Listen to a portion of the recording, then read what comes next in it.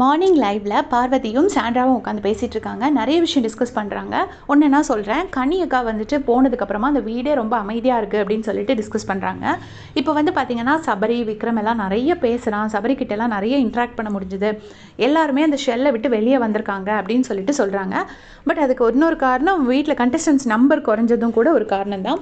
அதுக்கப்புறமா என்ன சொல்கிறாங்கன்னா, சாண்ட்ரா சொல்கிறாங்க, இங்கே எல்லாத்துக்குமே ஒரு விஷயம் இருக்குது, வீக்கெண்டு பார்த்துக்கிறேன் அப்படின்னு சொல்கிறது.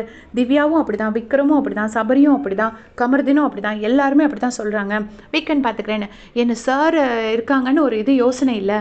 நம்ம வந்து தெரியாமல் ஒரு தப்பு பண்ணிவிட்டு அப்புறமா சார் கேட்டால் அது பரவாயில்ல.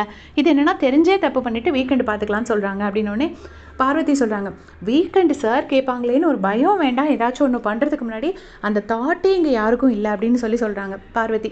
அதுக்கப்புறமா பார்வதி என்ன சொல்கிறாங்கன்னா, கமர்தன் வந்து சரியான ஃபேக்கு, அவன் நேற்று எப்படி கோவப்பட்டான் பார்த்தியா, பார்த்துட்டு இப்போ ஏதோ சாஃப்டாக இருக்கிற மாதிரி நடிச்சிட்ருக்கான், ரொம்ப ஃபேக்கு.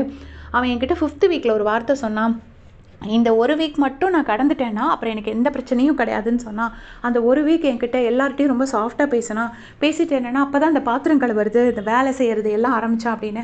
உண்மையிலே கமர்தினி ஸ்டார்டிங்லேருந்தே ஒழுங்காக தான் வேலை பார்த்துருக்காரு.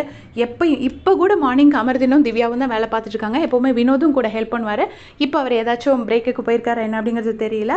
பட் கமர்தின் வந்து ரொம்ப ஃபேக்காக வேலை பார்க்குறான், பாத்திரம் கழுவுறான், இதெல்லாம் பண்ணுறான் அப்படின்னு சொல்கிறாங்க.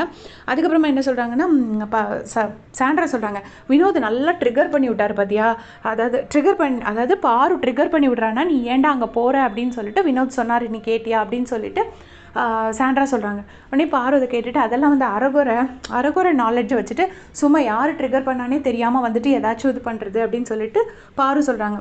அப்போ சாண்ட்ரா சொல்கிறாங்க, ஆமாம் இவங்களுக்கெல்லாம் வந்துட்டு கமர்தன் ட்ரிகர் பண்ணுறது கண்ணுக்கு தெரியவே இல்லை, அவன் நல்லா ட்ரிகர் பண்ணி விட்டான் அப்படின்னு சொல்கிறாங்க. சொன்னோடனே பார்வை சொல்கிறாங்க, ஆனாலும் இவ்வளோ மேல் ஈகோ வந்து கமர்தனுக்கு ஆகாது, ரொம்ப டூ மச்சாக போகிறான் அப்படின்னு சொல்லிட்டு, அது அவனுக்கு தான் கேடு, வேற ஒன்றும் இல்லை அப்படிங்கிற மாதிரி பேசுகிறாங்க.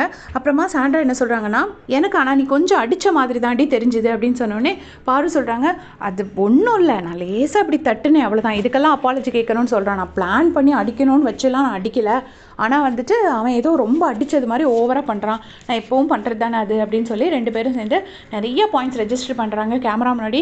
லிட்ரலி வந்து கமர்தினை வந்து ஒரு குண்டா ரேஞ்சுக்கு சொல்கிறாங்க.